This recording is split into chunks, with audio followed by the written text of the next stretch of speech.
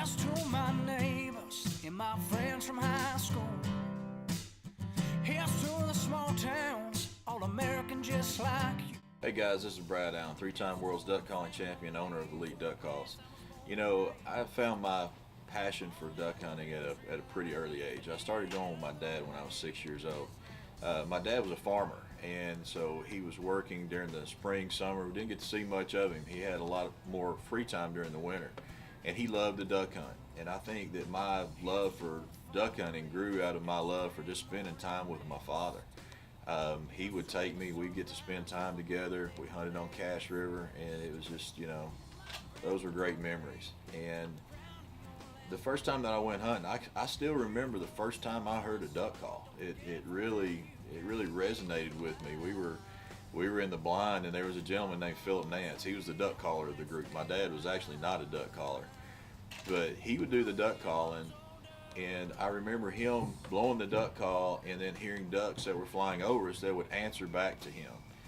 And I just remember asking my dad, I'm like, my goodness, Dad, you know, Mr. Phillip can talk to the ducks, can't he? And he was like, well, son, I guess he can in a way. And at that point, I was hooked with duck calling, and I was obsessed with it. And that was always my favorite aspect of duck hunting, was the actual calling part.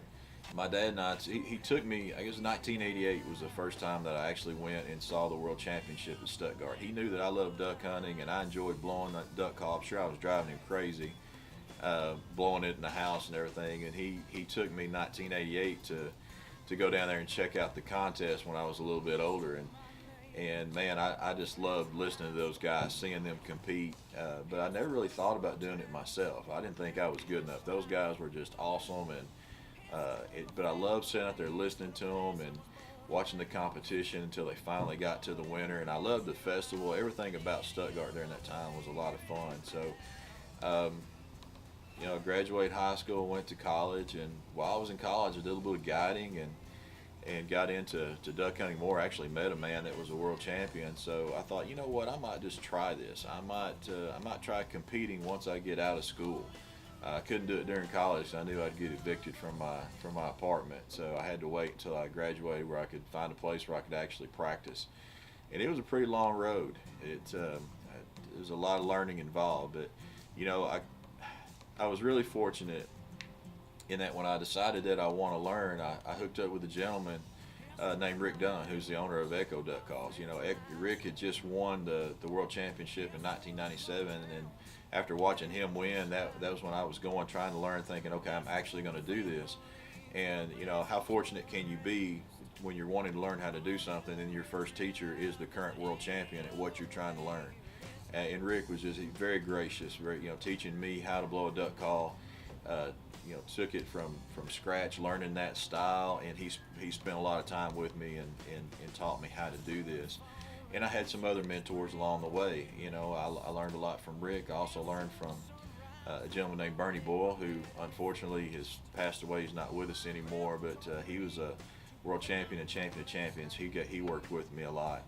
I got to work with Trey Crawford, who was a three-time world champion and champion of champions. I got to know Trey a little later as I was learning and as I was competing, and just like the other gentleman, he's very gracious with his time, helping me, teaching me things about how to blow a duck call, routines, not only competition, but a lot with what you would do hunting.